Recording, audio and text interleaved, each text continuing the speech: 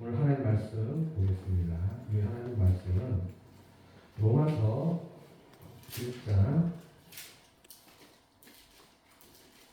17절, 로마서 16장 25절에서 27절 말씀입니다.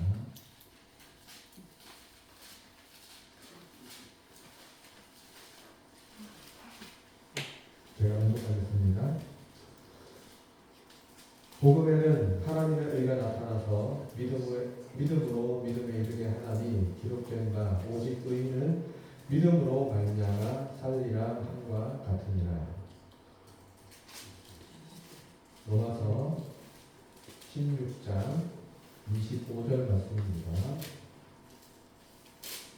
나의 복음과 예수 그리스도를 전파하며 영세전부터 감추어졌다가 이제는 나타내신 바 되었으며 영원하신 하나님의 명을 따라 선지자들의 글로 말미암아 모든 민족이 믿어 순종하게 하시려고 알게 하신 바 그 신비의 계시를 따라 된 것이니 이 복음으로 너희를 능히 견고하게 하신 지혜로우신 하나님께 예수 그리스도로 말미암아 영광이 세세 무궁하도록 있을지어다. 아멘. 오늘 이 자리에 오신 사랑하는 성도 여러분 참 감사합니다. 오늘 우리는 로마서 1장 17절과 16장 25절, 27절의 말씀을 통해서 복음의 능력과 하나님의 영광을 깊이 묵상하고자 합니다. 로마서 1장 17절 말씀은 복음이 무엇인가? 하나님의 의를 드러내고 있다고 말합니다. 믿음을 통해 의롭다함을 받는다는 중요한 진리를 오늘 이 시간 우리에게 선포하여 주었습니다. 복음은 단순한 좋은 소식이 아닙니다. 우리를 구원으로 이끄시는 하나님의 절대적인 주권이며 능력입니다. 믿음으로 우리는 하나님의 의를 받아들이고 하나님과 관계를 다시 회복할 수 있습니다. 로마서 16장 25절 27절은 하나님의 구원의 계획이 예수 그리스도를 통해 드러났음을 강조하고 있습니다. 하나님의 계획은 영원 전부터 감추어져 있었다고 합니다.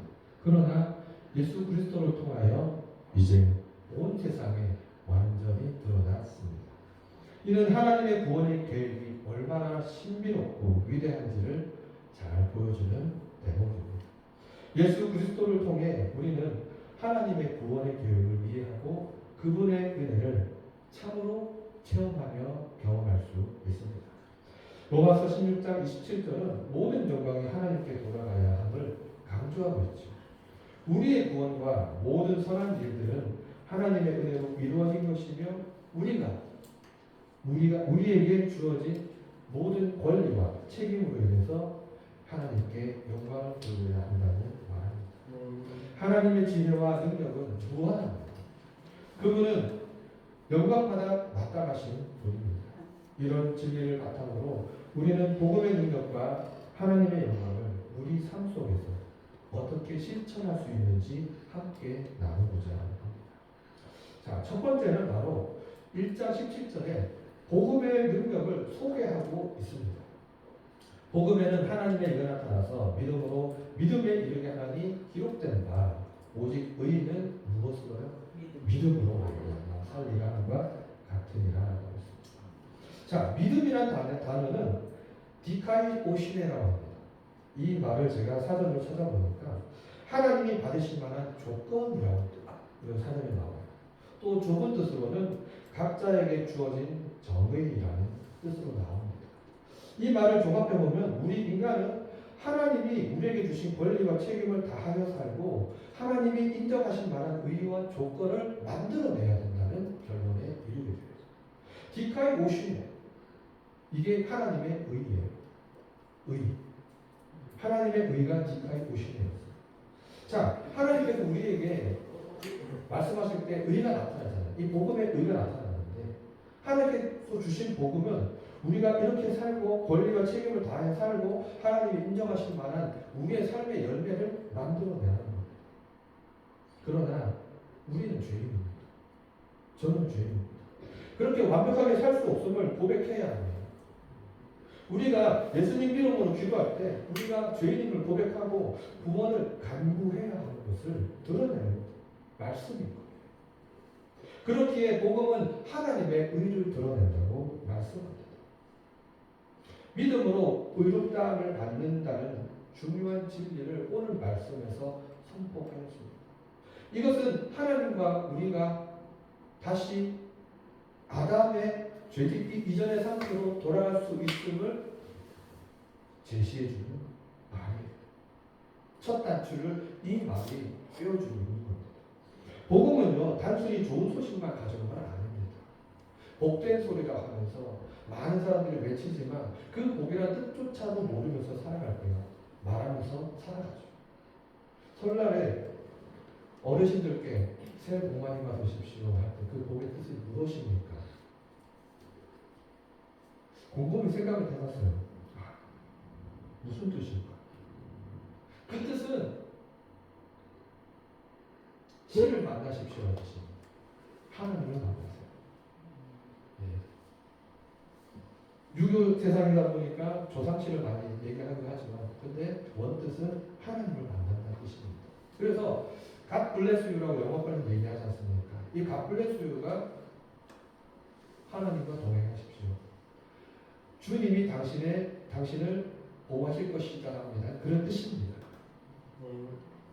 저도 사전을 찾다가 보니까 복이라 있는데 가플레스 영어를 쳤다가 다시 한국어로 번역하니까 하나님의 가호라는 뜻으로 바뀌더라고요.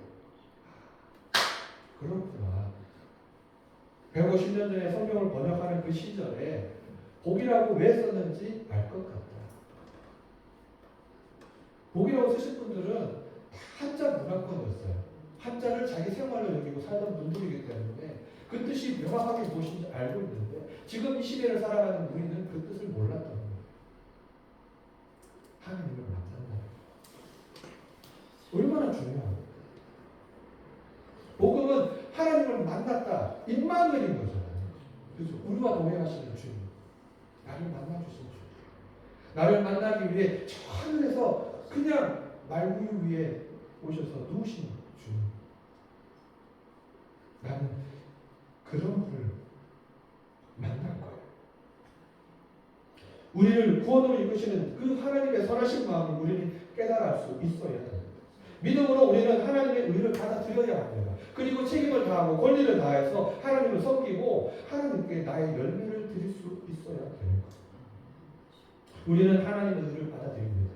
그분과의 관계를 이제 회복하여서 예전의 아들로 돌아가는 거예요. 누가 그랬죠? 우리는 양자라고. 그런데 예수님은 양자라고 안 했어요. 탕자의 비유에서 죽은 줄 알았던 그 아들이 돌아온 줄 보면서 내 아들이라고 하지 않습니까? 처음부터 아들이었던 거예요. 우리는. 하나님의 자녀였던 거예요. 양자가 결코 아닙니다. 우리가 누구를 낳습니까? 하나님이 아닌 다른 신이 태어나게 하였습니까? 아닙니다. 하나님이 우리를 직접 만드셨다고 창세기 2장에 말씀하고 계시잖아요. 저와 여러분들은 친자녀였어요. 잠깐 아버지를 미워해서 떠나갔던 죄인이었을 뿐입니다. 탕자는 집에 돌아오면서 아버지라고 부르지 않겠다고 했지만 그 아버지는 어떻습니까? 내 아들 안 껴안고 그 냄새나고 추한 아들을 껴안으면서 아들아 눈물을 흘리지 않습니까? 그리고 무엇을 줍니까? 다시 주인된 권리를 주는 반지를 줍니다. 너는 다시 이 집안의 아들이다. 얼마나 멋있습니까? 저는 이 대목을 보면서 너무나도 감격을 받았어요. 로마서 1장 17절은 복음의 본질과 그 역할을 깊이 있게 설명해주는 그 구절입니다. 예수님이 왜 오셨는지를 분명하게 드러내주고 나타내주는 대목이에요. 이 구절은 복음이 하나님의 의를 드러내면서 믿음을 통해 의롭다움을 받는다는 중요한 진리를 선포하고 있습니다. 탕자가 무엇을 믿고 돌아왔습니까? 아버지 집에는 뭐가 있어요? 풍성함이 있는데 나는 아버지 집에 가서 종으로 살겠다고 하면서 그런 마음이지만 돌아왔습니다. 하나님 믿었고 하나님 믿지 못했죠.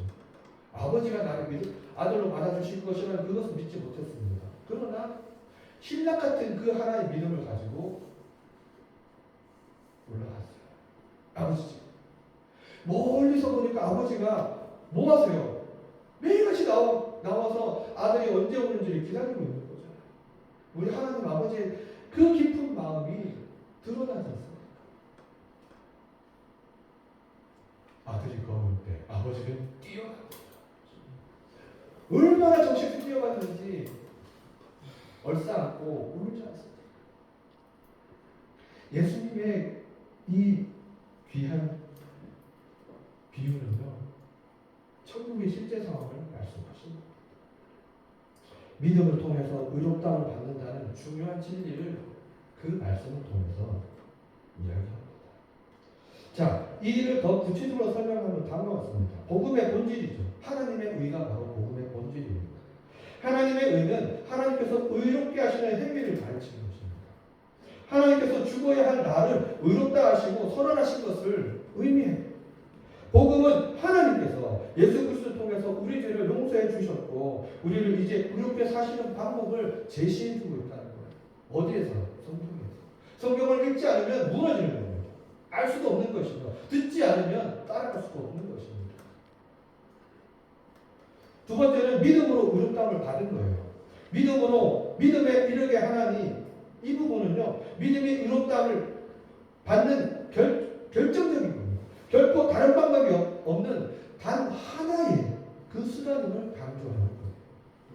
이는 우리가 나의 행위나 공로가 아닙니다. 오직 믿음을 통해서 하나님의 의를 받아들일 수 있게 되는 겁니다. 오직 믿음. 믿음은 우리가 하나님과의 관계를 회복하는 단 하나의 수단이며 둘도 없는 통로입니다.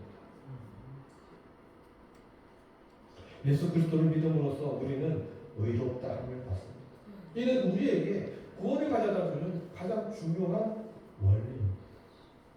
세상 사람들이 기독교는 배타적이다 말하지만 우리는 배타적일 수밖에 없습니다. 왜? 성경에서 오직 믿음으로는 이 한마디 때문에 다른 방향이 없다는 것을 나타내고 있지 않습니까? 성경이 증언하고 있습니다. 세 번째로 성경이 증언해요. 기록된 바 오직 의인은 믿음으로 말미암아 살리라 한 것 같으니라. 이 부분은 구약 성경 하박국 2장 4절을 인용한 말씀입니다. 성경 전체가 믿음을 통해서 의롭다함을 받는다는 진리의 증언입니다. 구약에도 의인은 무엇으로 살았다고요? 믿음으로. 하박국 선지자가 먼저 얘기하지 않습니까? 그거를 인용한 겁니다. 신약에서도 동일하게 믿음의 구원의 핵심은 바로 오직 믿음이라는 겁니다. 여러분, 주님 앞에 나올 때 의심으로 나오신 분 있으십니까? 결코 없을 것입니다. 특히 이 수요 예배 자리에 나오시는 분들은 믿음이 더 강하기 때문에 나올 수 있는 겁니다. 주일 예배라면 그냥 아무나 가고 잠깐 시간 때우러 가고 뭐 한번 믿어보자 그런 마음으로 갈 수 있지만 수요 예배, 금요 예배까지 새벽 예배까지 나오는 그런 분들은 이미 단련되어 있고 확고한 신앙이 있기 때문에 나오시는 분들은 아닙니다. 그래서 그런 분들의 신앙이 뜨뜻미짓하다고 욕할 수 있습니까? 그럴 수 없습니다. 왜? 그분들의 행동에서 이미 나타나기 때문이죠. 자, 복음은 구원으로 이끄는 힘이 있습니다. 이는 복음이 단순한 정보 전달에만 있는 것이 아니라 실제로 사람들의 마음을 변화시켜 줍니다.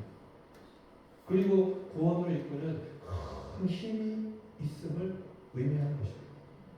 복음은 예수 그리스도의 십자가와 부활을 통해 우리의 죄를 용서하고 새로운 생명을 주시는 하나님의 능력입니다. 믿음의 결과입니다. 하나님과의 관계가 회복된다는 것이죠.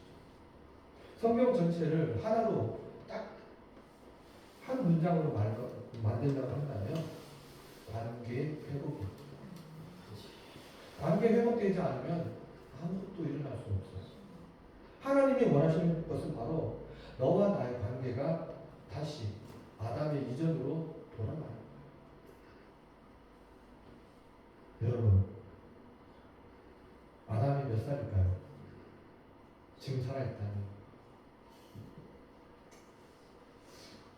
5,000년 정도 생각하면 아니 그죠? 만 살은 되겠죠? 네. 그런데 성경에는 아담이 하나님으로부터 태어나고 죄를 짓기까지의 그 날 수가 없어요. 그런데 저는 그 시간이 굉장히 길 거라고 생각합니다. 왜냐하면 하나님이 동물들을 데리고 와서 아담에게 이름을 짓게 하세요. 그러면 멀리 있는 동물들도 와야 되고 또 가까이 있는 동물들을 쉽게 만나겠죠. 또 정원도 지키고 또 가꿔야 되지 않습니까? 에덴 동산. 그렇다면 에덴은 아담은 그보다 나이가 더 많았을 거라고 추정이 돼요. 그리고 3장에 보면 또 놀라운 게요. 창조사역이 끝난 게 아니라 또 만들어 오시는 모습을 볼 수가 있어요. 그렇다면 상당한 나이가 있을 거라 생각이 들어요. 그런 아담이 하나님 앞에 죄를 짓고 쫓겨나는 그 모습을 보면서 얼마나 안타까운지. 그러나 하나님이 원하시는 것은 다시 아담의 자손들이 하나님과 다시 하나가 된다. 내가 너와 이전에는 헤어졌지만 다시 하나가 되게 원한다. 그것이 하나님이 원하시는 관계 회복입니다. 그래서 성경 처음부터 끝까지 말하는 것은 관계 회복에 있는 것이죠. 그것이 바로 믿음의 결과입니다. 우리 삶 속에서 복음의 능력을 경험하기 위해서는 믿음이 필요합니다. 매일 삶 속에서 하나님 말씀을 묵상하고 그분의 약속을 믿으면서 살아가야 하죠. 복음의 능력을 통해서 우리는 죄에서 해방될 수 있습니다. 그리고 주님이 약속하신 그 새로운 생명을 누릴 수가 있습니다. 자, 두 번째는 바로 믿음의 중요성입니다. 오늘 17절 말씀에 믿음의 중요성을 강조하고 있어요. 오직 의인은 믿음으로 말미암아 살리라. 믿음이 없이는 되는 것이 없다. 여러분, 맨날 권유는 전화 한 통이 있습니다. 투자해 주세요. 우리 금융에 투자하세요. 아주 힘듭니다. 맨날 차단하고 계속 다른 전화가 와요. 제가 왜 그 사람들의 전화에 수락하지 않습니까? 못 믿기 때문에 그래요. 믿을 수가 없어요. 믿을 수 있어야 할 수 있는 거지 않습니까? 1,000원, 2,000원짜리 내가지고 한번 어디 갔다 오는 거는 누구나 할 수 있어요. 그러나 큰 돈을 한 번에 던질 수 있는 것은 할 수가 없어요. 특히 내 목숨이 걸린 일이라면 그렇죠. 내 목숨 하나 부지하기 위해서 하는 일이 있는데 그걸 내려놓고 거기 투자한다고요? 말도 안 되는 일입니다. 그런데 오늘 말씀은 오직 의인은 믿음으로 말미암아 살리라고. 이 믿음에다가 모든 것을 투자하라는 겁니다. 우리가 믿음을 통해 의롭다움을 받는 것은 바로 내가 믿음의 중요성이 얼마나 큰지를 깨닫고 거기에다 올인할 때 이루어질 수가 있는 겁니다. 나의 행위나 공로가 아닌 오직 믿음을 통해서 하나님 은혜를 받는다는 것을 강조하는 겁니다. 이것은 바로 구원의 기초가 되기 때문입니다. 로마서 1장 17절은 믿음의 중요성을 강조하였습니다. 오직 의인은 믿음으로 말미암아 살리라는 이 말씀을 통해서 구원의 핵심임을 명확히 제시하고 있습니다. 이를 더 구체적으로 설명하면 다음과 같아요. 믿음을 통한 의롭다 함입니다. 오직 의인은 믿음으로 우리가 믿음을 통해서 의롭다고 받는다는 것은 의인은 하나님 앞에서 의롭다고 인정받는다는 거예요. 여러분 다 인정받으셨습니다. 믿으시죠? 여러분 우리는 다 의인입니다. 나는 죄인이었는데 죄짓고 어제까지 아니 조금 전까지 죄짓고 살아가는 나였는데 하나님은 지금도 나에게 너는 의롭다, 의인이다라고 말씀하고 계십니다. 아멘. 그런데 이 말씀을 이제는 넌 제발 좀 믿어줘. 믿어! 나에게 계속 외치고 있는데 내가 믿지 못하는 거예요. 투자를 권유하는 사람들이 맨날 전화 옵니다. 제발 좀 믿어주세요. 전화 오는데 답답하죠. 그래서 그 사람도 답답하고 저도 답답합니다. 하나님은 저보다 더 하십니다. 이 전화 통화하고 하실 분들보다 더 해요. 매일같이 제 귀에다가 때리고 있습니다. 제발 믿어. 그런데 저는 주님 잠시만요. 제 할 일은 쫓아다닙니다. 저도 죄인이라는데 자, 그러나 믿음은 하나님께 있습니다.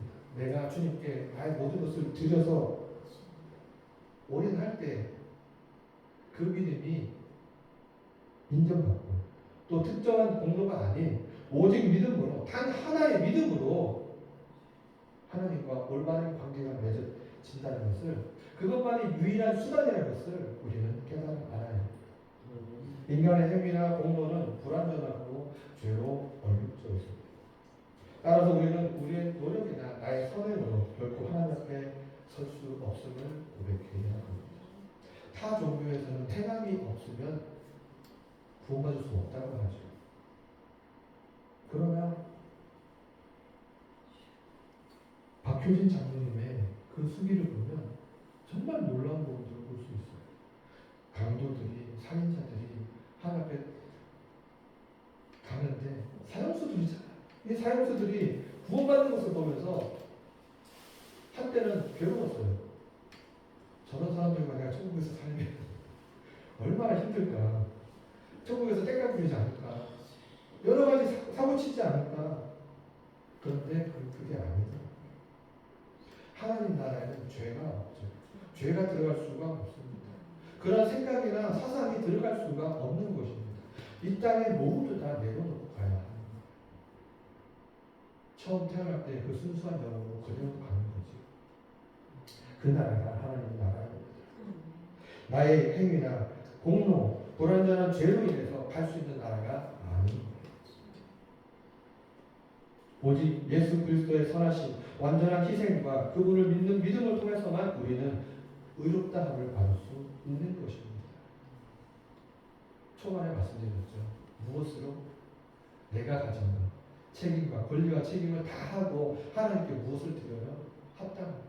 하나님이 됐다라고 말씀하신 그것을 받으실 때 내가 천국이 연결됩니다. 구원의 기초는 믿음이에요. 믿음은 우리의 구원을 기초합니다. 하나님의 은혜로 주어지는 선물입니다. 여러분, 친구나 이웃에게 선물할 때 무엇을 줍니까? 100% 썩어 없어질 것이죠. 금속을 주어도 잊어버리고 부서지고 녹아버리고 어느 순간 폐기되는 거예요. 그러나 하나님이 예수님을 통해서 우리에게 주신 그 구원은 영원히 없어지지 않는 구원입니다. 완벽한 것이요. 은혜는 바로 완벽함을 나타내는 것입니다. 그런데 이 완벽한 은혜를 어떻게 주셨습니까? 거저 주셨어요. 그냥 선물로 막 주셨어요. 야, 너 이리 와. 줄 테니까. 그리고 아무에게 줘. 한 왕이 잔치를 배설했습니다. 들고 산으로 나가서 도시를 다니면서 많은 사람들 불렀잖아요. 그들이 어떻게 합니까? 나는 장가 가야 돼요. 난 소를 사서 가야 돼요. 밭을 샀으니까 밭을 갈아야 돼요. 못 갑니다. 왕은 화가 나서 다시 너희들 가서 들로 산으로 가서 길거리에 있는 아무나 다 데려와. 누가 옵니까? 도랑자들이 오잖아요. 거지들이 오고요. 환자들이 옵니다. 그런데 이 사람들이 와서 뭐 합니까? 옷을 갈아입니다. 어떤 예복입니다. 한 사람이 예복을 입지 않았어요. 친구요, 너는 왜 예복 입지 않았느냐? 꿀먹은 먹었으면 가만히 있다가 쫓겨났죠. 저 사람을 슬피 울며 이리 갈게 던져라. 그 모습을 보면서 우리가 해야 될 것이 무엇입니까? 바로 회개예요. 옷을 갈아입는다는 것은 나의 회개가 있어야 된다는 것입니다. 이 은혜를 받을 때는 내가 회개를 하고 받았을 때 적합한 겁니다. 예수 그리스도의 사역을 우리는 받아들이고 하나님의 의를 우리 것으로 삼는 통로가 되어야 하겠습니다. 그것이 바로 믿음의 기초가 되어야 합니다. 구원의 기초가 되어야 합니다. 우리가 하나님과의 관계를 회복하고 영원한 삶을 누리게 하는 중요한 요소 바로 무엇이라고요? 회개. 믿음의 삶. 오직 의인은 믿음으로 말미암아 살리라 말씀하신 이 믿음은 단순히 이론적인 게 아닙니다. 실제적인 삶의 방식을 나타내는 것입니다. 내가 어디서 무엇을 받는지 나는 믿어. 그리고 구원받을 수 있어. 내가 이 구원을 통해서 하나님께 나아갈 거야. 그렇기 때문에 나는 왕의 자녀야. 하나님의 자녀라는 것은 분명히 믿고 살아가야 합니다. 그 누구에게도 꿀리지 말아야 하겠습니다. 물론 직장 상사에게 대들면 큰일 나죠. 네. 그렇지만 대등한 입장에서 나는 구원받은 자녀라는 것을 높은 자존감을 가지고 살아가야 하는 겁니다. 이것이 바로 우리 삶의 모든 영역에 나타나야 합니다. 우리의 생각과 행동이 나의 마인드에서 지배되어야 하는 겁니다. 믿음으로 우리는 하나님의 그 말씀을 신뢰하고 그분의 뜻에 순종하며 살아가야 합니다. 이것이 우리 일상 속에서 하나님과 깊은 교제를 유지해 줍니다. 그리고 하나님이 인도하심을 받는 삶이 되어 갑니다. 우리는 믿음을 통해서 하나님의 은혜를 받았습니다. 우리의 삶 속에서 믿음을 더 굳건히 하기 위해서 기도와 말씀 묵상을 통해서 하나님과의 깊은 교제를 유지해야 합니다. 믿음을 통해서 우리는 하나님의 인도하심을 받고 그분의 뜻을 따라 살아갈 수가 있습니다. 제가 우리 아이들에게 주일 예배 때마다 하는 이야기가 있어요. 너희들 하나님과 대화해라.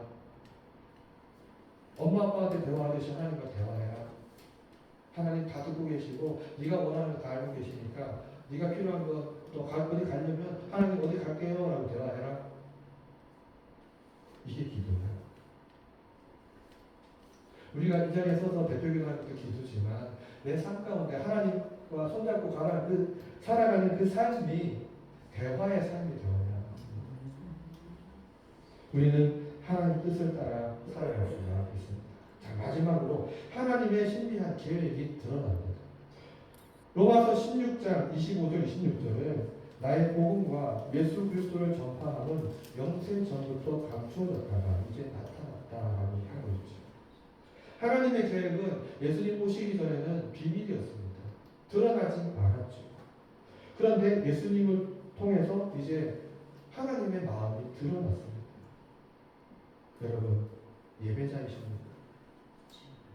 이 찬양을 부른 이유가 바로 내가 하나님을 사랑하는 사람이라는 것을 드러내고 높은 자존감을 높이기 위해 부른 것입니다. 예수님은 나를 통해서, 우리를 통해서 하나님의 구원의 계획을 이제 온 세상에 선포하려고 하십니다. 그분의 은혜를 우리는 경험하였습니다. 로마서 16장 25절 26절 말씀은 하나님의 구원 계획이 예수 그리스도를 통해서 온전히 드러났음을 강조하고 있는 것입니다. 자, 이 구절을 이제 더 구체적으로 설명한다면 하나님의 구원의 계획이에요. 영원 전부터 창세 전부터라는 얘기죠. 그렇죠? 세상이 있기 전부터 하나님께서 감추어 주신 비밀이었습니다. 나의 복음과 예수 그리스도를 전파함은 영세 전부터 감추어졌다가 이제 나타난 바 되었다. 하나님의 말씀은 하나님의 구원의 그 계획이 이미 아담 이전부터 아담의 죄를 짓기 전 창조하시기 그 전 세상을 만드시기 전에 이미 계획되었고 만들어졌다는 것. 그리고 감추어 주셨다. 어린아이들이 산에서 소풍 갔다가 가장 즐거워하는 게임이 보물찾기죠. 그 보물 하나씩 찾을 때마다 얼마나 재미있습니까? 저도 가장 많이 찾아보고 4개까지 찾아봤습니다. 그런데 3개는 꽝이고 하나 있어요. 얼마나 좋습니까? 그런데 하나님의 복음은 꽝이 없어요. 여러분 삶에 모두가 당첨된 삶인 것을 우리는 믿고 살아야 합니다. 하나님의 구원 계획이 예수님을 통해서 드러났고 그 비밀이 나를 통해서 이제 온 세상에 퍼져나가는 거예요.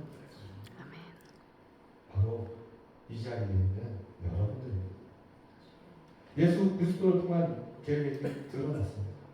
하나님 구원 계획은 예수님의 탄생, 그의 삶, 또 죽음, 부활을 통해서 하나님의 구원의 계획이 우리도 그와 동일하다는 것을 드러나는 겁니다. 하나님의 아들이라서 온 능력이 있는데 왜 그가 고난과 고통과 채찍을 받아야 합니까? 하나님의 아들이면 제발 그런 일 없어도 되잖아요. 그냥 왕으로 오셔가지고 온 나쁜 사람들 다 쓸어버리고 새로운 세상 만들면 되잖아요. 그런데 그렇게 하시지 않으셨다는 거예요. 나와 같이 태어나시고 나와 같이 고통받으시고 나보다 더한 채찍 맞으시고 그 손목에 십자가에 못을 박히시고 창에 허리 찔리시고 그렇게 돌아가셨는데 우리가 우러러 보아진 그 십자가에서 우리는 무엇을 봅니까? 아름다운 조각을 봅니까? 예수님의 희생의 마음을 보아야 합니다. 하나님 아버지의 마음을 꼭 예배해야 합니다.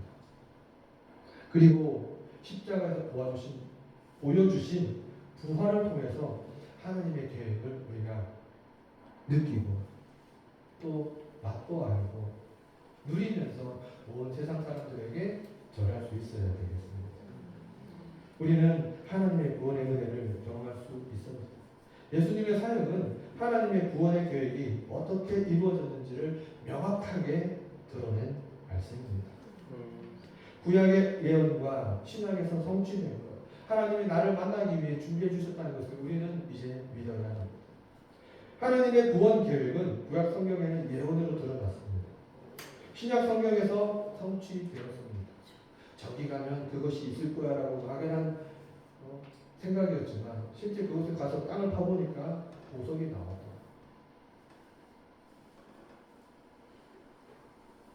여러분, 이 성경 말씀은 보물지도와 같습니다. 어디를 가든지 땅을 파면 나오는 구원이지 않아요. 나는 어디 가든지 주기만 하면 그 사람이 구원받을 수 있다는 겁니다. 이는 하나님의 계획이 일관된 것을 의미합니다. 일관되게 진행되고 있음을 시사하는 것입니다. 하나님이 신실하심을 나타내고 있는 거예요. 예수 그리스도의 사역을 통해서 우리는 구약의 예언이 어떻게 성취되었는지를 이제 이해할 수가 있습니다. 그것은 하나님의 신비로움입니다. 하나님의 구원의 계획은 신비롭고 위대합니다.